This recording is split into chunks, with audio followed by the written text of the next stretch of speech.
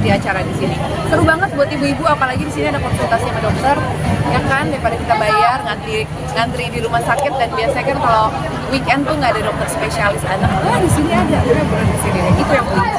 Oke, tapi mengajarkan anak untuk menjaga kebersihan itu, cuci piring seperti apa jadi sih gini, di rumah? aku tuh tipe orang yang sangat bersih banget gitu. Jadi bahkan kalau ada tamu datang ke rumah, dia abis suguhin makanan atau minum, aku bisa duduk atau diri di samping dia gelisah karena pengen buru-buru bersihin piring sama gelas kotornya. Ini purely aku tanya semua orang yang ke rumahku, jadi mereka tahu seberapa gelisahnya aku tuh sama yang namanya piring kotor, gelas kotor gitu kan. Pokoknya sama kebersihan tuh aku kayak penting banget, itu nomor satu banget. Dan mungkin karena anak-anak tumbuh melihat orang tuanya kayak aku seperti ini, jadi mereka terbiasa untuk menjaga kebersihan. Dan aku udah mewajibkan anak-anak aku dari yang paling kecil, si Kama, kalau kalian habis makan, tolong piring kotor, sisa makanan di piring kotor, kalian wajib buang dulu ke tempat sampah. Setelah itu ketika kalian kalau belum bisa nyuci piring kayak Kama yang masih usia 4 tahun, dia cuma nyiram piring itu sama air. Yang penting bersih, sehingga kita mau cuci piring itu mudah. Dan ternyata aku baru tahu banget sekarang inovasi Sunlight yang baru. Tahu nggak sih, cuci piring hanya dengan 4 detik aja itu udah ngangkat semua kotoran di piring, lemaknya semua keangkat. Jadi kayak cuci piring makin praktis sih sekarang. Kalau nerapin kebiasaannya awalnya susah nggak sih Kak? Awalnya kebiasaannya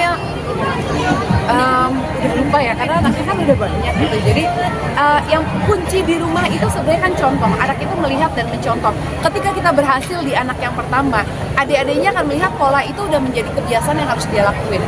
Jadi alhamdulillah sekarang udah gak sulit, anakku udah terbiasa. Habis makan berarti piringnya bawa sendiri, terus abis itu bersihin sendiri. Karena aku emang punya prinsip kalau masalah kita punya ART di rumah itu bukan untuk melayani. Aku nggak mau anak-anak aku tuh punya pelayan di usia mereka dini.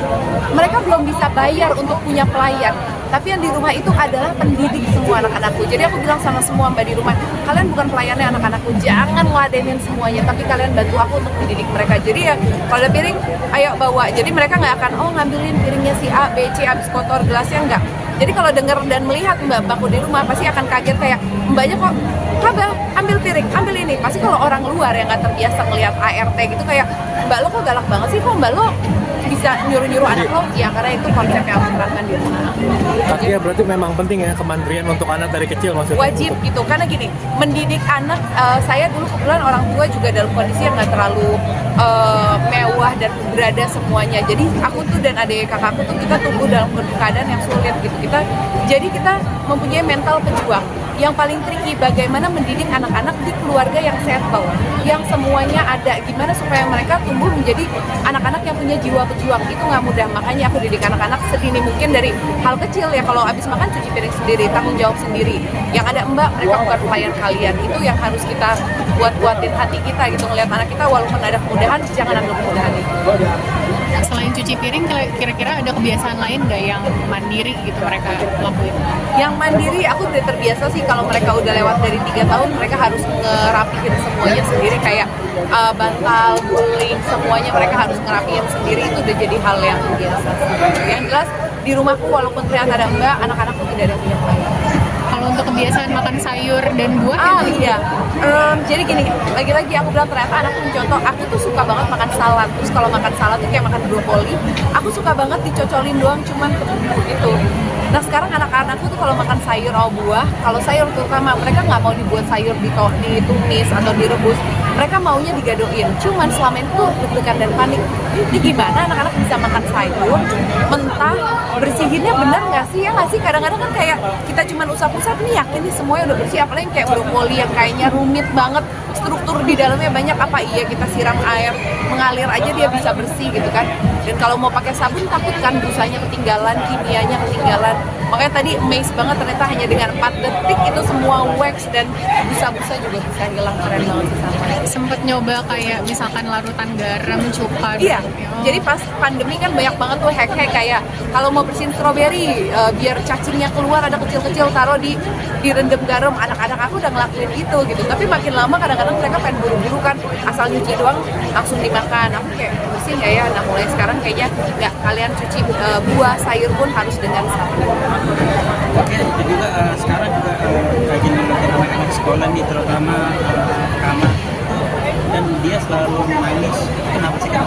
Karena emang Iya. belum terbiasa. Jadi apa namanya, kalau nganter anak sekolah emang buat aku itu core memory anak-anak. Makanya kan kalau ngeliat sekarang Saskia syutingnya apa sih? Emang kayak masih syuting ya, kok gue udah lama ngeliat nongol gitu. Karena aku di TV gitu, kok Mas Anung emang bagi tugas.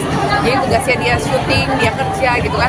Aku lebih banyak 80% urusanku sama anak. Ketika urusanku sama anak udah selesai, kayak nganter jemput sekolah, terus ngajarin mereka hal-hal yang lainnya, nemenin mereka tidur, bangun tidur, sikatin gigi dan lain-lain gitu. Ya setelah itu baru kalau kerjaan itu udah selesai, baru aku nggak boleh ambil kerjaan lain gitu.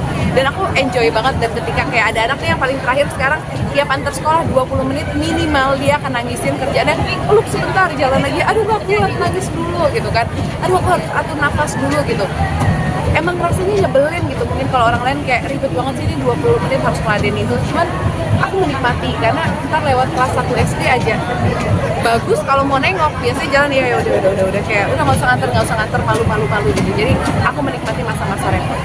Oke, dan juga kalau anak sendiri kan agak ikut sangat aktif banget, dalam arti kan kemarin sebelumnya atau sebagai sakit Iya. itu seperti apa sih kan maksudnya seorang ibu nih? Ya emang punya anak banyak, sebenarnya punya anak satu aja. Pokoknya aku selalu bilang sama temen-temenku yang mau punya anak, enjoy masa kalian belum punya anak, karena ketika punya anak satu aja hidup kalian berubah total. Tidur ternyenyak kalian itu adalah ketika hari kalian belum punya anak. Ketika udah punya anak, ini semua ibu aja tidur, ada bunyi dikitnya pasti kebangun. Kenapa? Apa gitu? Apalagi kalau anak sakit siaga banget gitu. Emang capek, emang rasanya melelahkan gitu kan. Aku kadang-kadang ngerasa kok aku bisa ya, tapi ternyata aku lebih tangguh dari apa yang aku bayangkan. Karena kan tugasnya ibu tuh harus bisa melindungi seluruh keluarga gitu. Yang aku pikir kapasitas aku jauh dari itu, ternyata aku bisa ngejalanin karena emang naluri seorang ibu kan emang selalu lebih tuh tangguh buat keluarganya, harus bisa ngelindungin keluarganya gitu kan.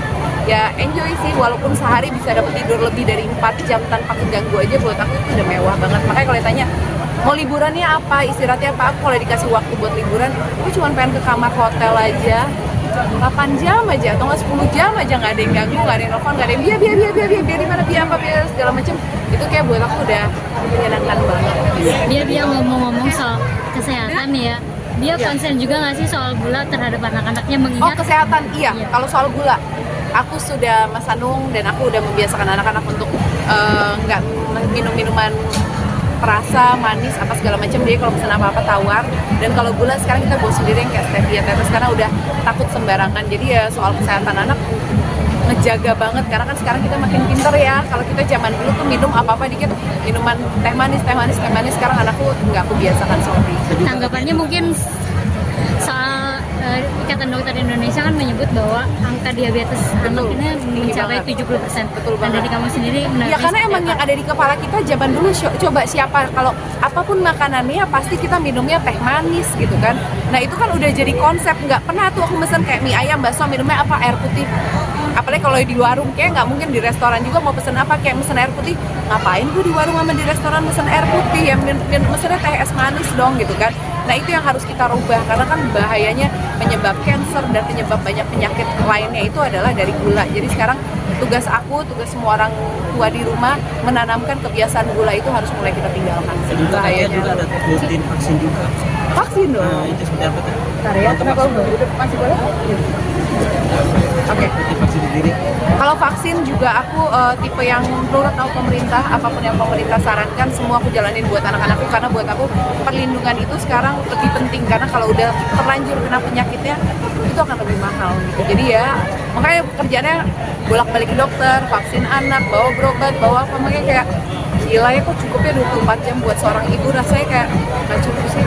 Itu makanya ada wall untuk curhat, rasanya kayak yakin tuh tulisannya cuma bulat kecil, kayak gue butuh 5 lembar buat curhat sedikit gitu. Kalau cuma satunya cuma bilang lelah, capek. Tapi Dia me time-nya tuh gimana sih dia? dibilang me time-nya cuman pengen tiduran, bisa nonton series atau nonton film gitu tanpa digangguin, tanpa pikirannya nggak kemana-mana, nggak overthinking, pengennya segitu aja sih, nggak perlu tempat jauh, kamar aja. Oke, thank you. Terima kasih.